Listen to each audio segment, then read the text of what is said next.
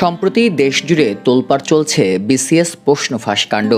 BCS ও বিভিন্ন সরকারি নিয়োগ পরীক্ষায় একটি চক্র প্রশ্ন ফাঁস করে আসছে এমন সংবাদ প্রকাশের পর গ্রেফতার করা হয় পিএসসির কর্মকর্তা কর্মচারী সহ ১৭ জনকে। আর এবার এই প্রশ্ন ফাঁস কাণ্ডে জড়িয়ে পড়েছে জনপ্রিয় অভিনেতা ও সঙ্গীত শিল্পী তাহসান খানের মায়ের নাম।